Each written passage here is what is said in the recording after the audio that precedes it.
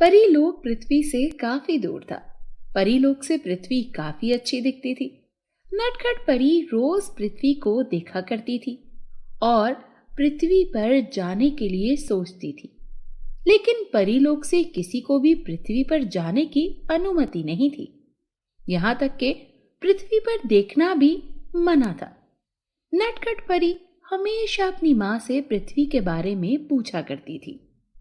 बोलो ना माँ, पृथ्वी पर क्या है? वहां पर क्या ऐसी चीज है जो इतना चमकती है? नटखट परी ने पूछा।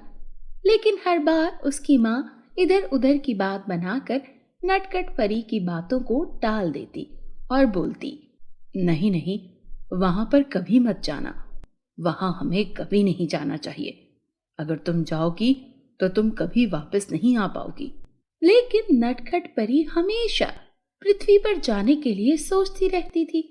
वो कभी भी अपने बड़ों की बात नहीं मानती थी।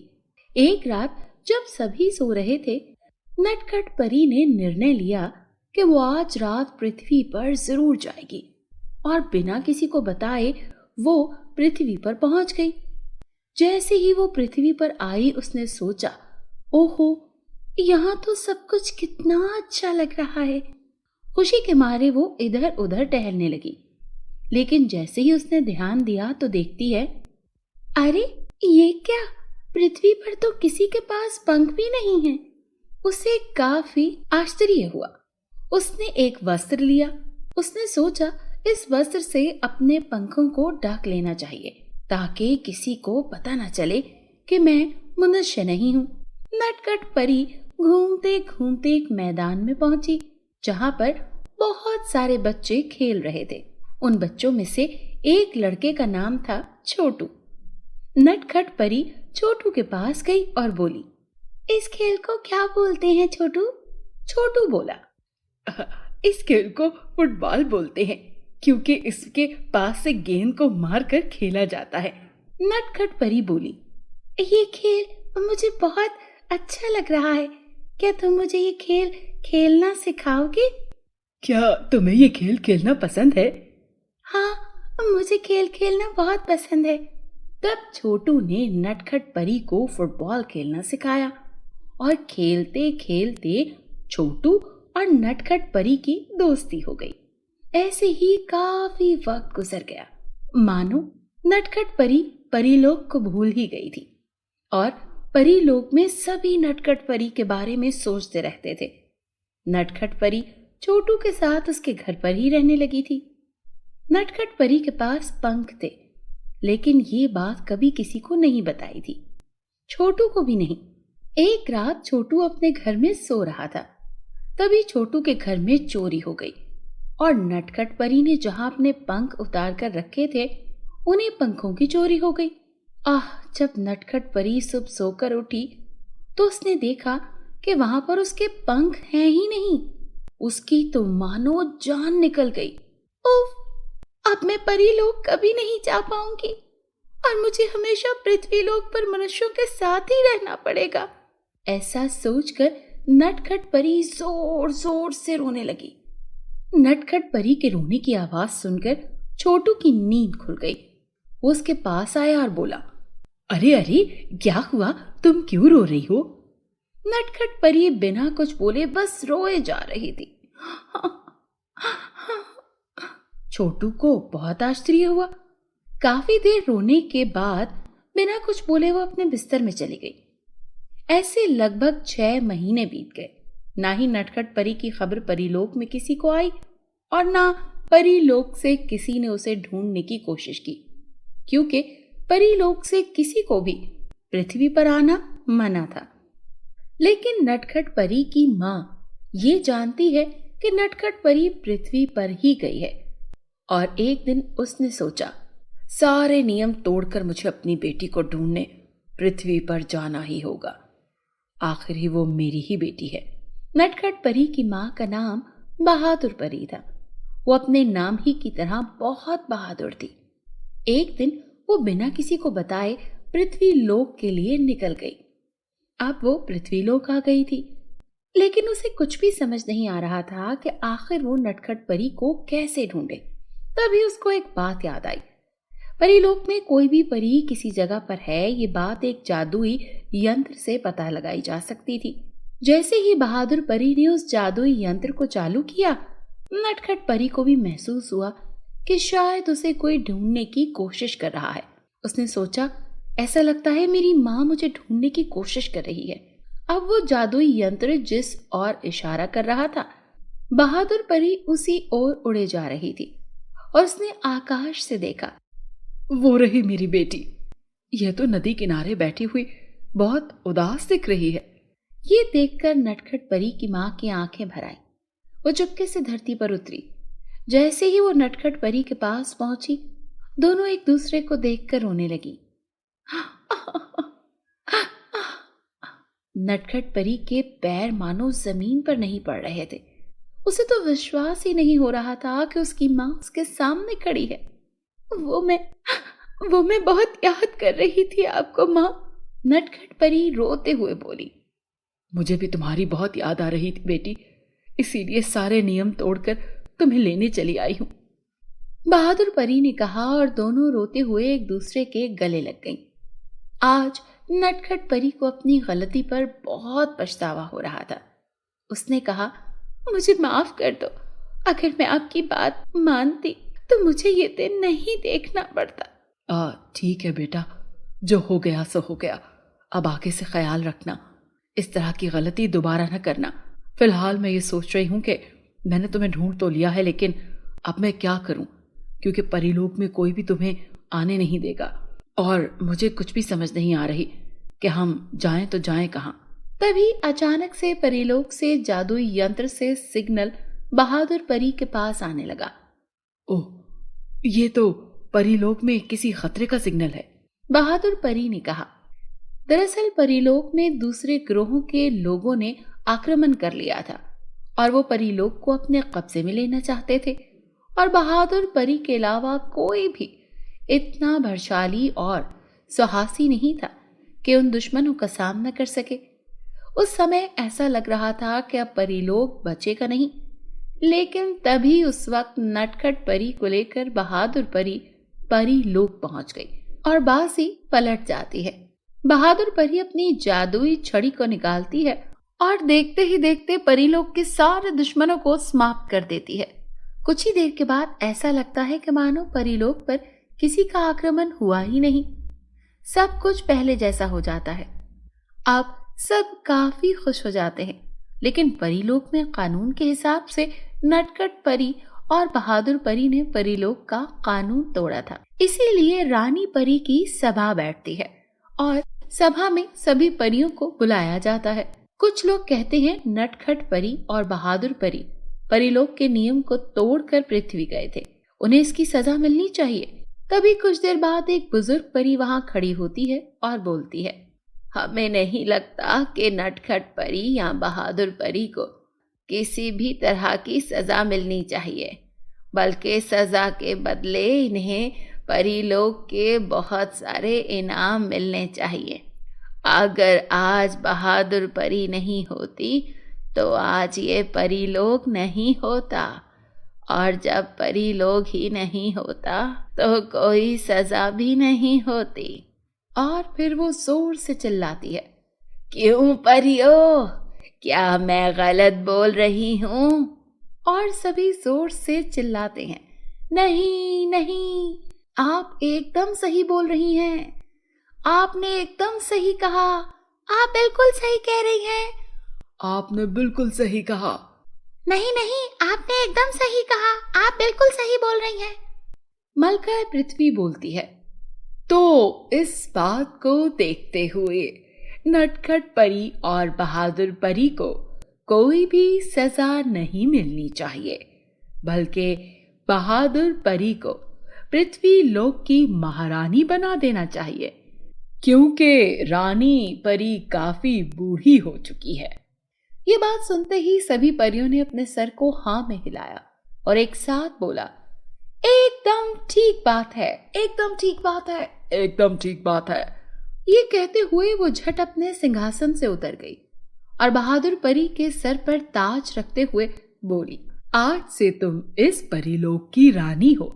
ये बात सुनकर बहादुर परी और नटखट परी की आंखों में खुशी के आंसू भर आए। उन्होंने सभी को झुककर धन्यवाद दिया। सभी परियां जोर जोर से ताली बजाते हुए अपनी महारानी का स्वागत करने लगी और पूरा आसमान उनकी तालियों की गड़गड़ाहट से गूंज उठा। और नटखट परी सोच रही थी, ये तो जादुई यंत्र और जादुई छड़ी के जादू से भी बड़ा जादू हो गया है। मैं अपनी आंखों के सामने होता देख रही हूँ। माँ के साथ रहा करती थी। उनकी माँ गांव की औरतों के कपड़े सिलाई किया करती थी। सारा और शबाना की माँ बहुत अच्छी सिलाई करती थी, जिस वजह से पड़ोस के गांव से भी लोग उसके पास सिलाई के लिए आते थे। माँ, सारा, क्या सारा दिन खेलती रहती हो? सिलाई में मेरा हाथ बटाया करो, सीख लो, कभी काम आ जाएगा। तुम बड़ी हो, शबाना तुमसे छोटी है, ना समझ है। सारा, माँ सीख लूंगी, अभी तो खेलने के दिन है ना। यूं वक्त गुजरता है और सारा और शबाना की माता की मृत्यु हो जाती है। शबाना, बाजी घर में खाने के लिए कुछ है? मुझे भूख लगी है। सारा, मुझे तो सिलाई भी नहीं आती, वरना कुछ गुजारा हो जाता। वो दोनों गांव के बाजार में काम के लिए निकल पड़ती हैं। उनको कोई काम पर नहीं रखता। सारा और शबाना अपने मामू के घर चली जाती हैं। मोमानी उनको देखकर बहुत गुस्सा हो जाती हैं। मोमानी मामू से कहती हैं, अरे सुनो जी, हमारा गुजारा तो पहले ही बहुत मुश्किल से होता है, अब तुम्हारी बहन की दोनों बेटियों को कहाँ से पूरा करूं? मैं इन लोगों को घर में बर्दाश्त नहीं करूंगी। ये बातें सारा और शबाना सुन रही होती हैं, इसलिए वो वहां से रोते हुए अपने घर आ जाती हैं और रोने लगती हैं। इतने में वहां घर की मालिकन आ जाती है। मालिकन, तुम्हारी माँ ने 3 महीने का किराया नहीं दिया, किराया दो वरना घर खाली करो। सारा, हम दे देंगे, हमें थोड़ा वक्त दे दे। मालिकन, अभी किराया दो वरना मेरा घर खाली करो। मालिकन दोनों को अपने घर से निकाल देती है। सारा और शबाना अपने घर से निकल जाती हैं और जंगल की तरफ निकल पड़ती हैं। चलते चलते शबाना थक कर बैठ जाती है। शबाना, दीदी मुझसे और चला नहीं जा रहा, मुझे भूख लगी है, कहीं से कुछ खाने को ला दो। सारा, तुम यहाँ बैठो, मैं कुछ लेकर आती हूँ। सारा वहां से खाने की तलाश में निकल जाती है। सारा के जाते ही वहां चुड़ैल आ जाती है। चुड़ैल शबाना को वहां से लेकर गायब हो जाती है। सारा जब कुछ देर बाद आती है तो शबाना को वहां ना पाकर परेशान हो जाती है और उसे जंगल में तलाश करती है। शबाना कहीं नहीं मिलती। सारा परेशान होकर एक दरख्त के नीचे बैठकर रोने लगती है।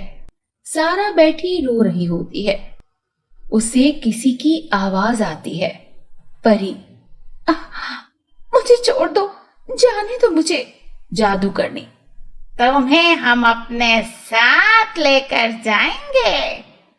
सारा आवाज की तरफ जाती है और एक तरफ दरख्त के पीछे छुप कर देखती है। एक परी को 2 जादूगरनियों ने जाल में पकड़ रखा होता है। परी, मुझे छोड़ दो, जाने दो। जादूगरनी हंसते हुए, तुम्हें तो हम अपने साथ लेकर जाएंगे, अपना गुलाम बना कर रखेंगे। इतने में सारा हाथ में डंडा लेकर जादूगरनी से कहती है, छोड़ दो इसे, वरना मैं तुम्हें नहीं छोड़ूंगी। अच्छा हुआ तू भी आ गई, हम तुम्हें भी ले जाएंगे। सारा जादूगरनियों पर हमला कर देती है और दोनों जादूगरनियां वहां से गायब हो जाती हैं। परी कहती है, तुम्हारा बहुत शुक्रिया, तुमने मुझे उनसे बचाया। मेरा नाम नीलम परी है। सारा, आप यहाँ कैसे? परी, हम परियां जंगल में सैर के लिए आई थी, मुझे इन जादूगरनियों ने धोखे से अपने जाल में फंसा लिया। परी, तुम यहाँ क्या कर रही हो? फिर सारा अपनी सारी कहानी परी को सुनाती है। परी, तुम्हारी बहन को चुड़ैल पकड़ कर ले गई है। मैं तुम्हारे साथ नहीं चल सकती क्योंकि चुड़ैल ने तिलिस्मी हिसार किया हुआ होगा। हम वहाँ गए तो जल जाएंगे। पर हाँ, मैं तुम्हारी बहन को लाने में और चुड़ैल से मुकाबला करने में तुम्हारी मदद जरूर कर सकती हूँ। फिर परी सारा को जादुई अंगूठी और डंडा देती है और कहती है, ये तिलिस्मी अंगूठी है, इससे तुमको वो देख नहीं सकती, और ये डंडा तुम उसको जो हुक्म दोगी वो करेगा और तुम्हारी हिफाजत भी करेगा। और हाँ, तुम इस अंगूठी से जो मांगो वो सब कुछ मिलेगा। तुम्हें जिंदगी में किसी किस्म की परेशानी नहीं होगी। आप सच कह रही हैं। आपका बहुत बहुत शुक्रिया। मुझे चुड़ैल के गार का रास्ता बता दें। फिर वो परी सारा को चुड़ैल के गार का रास्ता बताती है और सारा वहाँ से अपनी बहन को चुड़ैल की कैद से छुड़वाने के लिए निकल जाती है। चुड़ैल के गार में सारा जब पहुँचती है तो चुड़ैल सो रही होती है।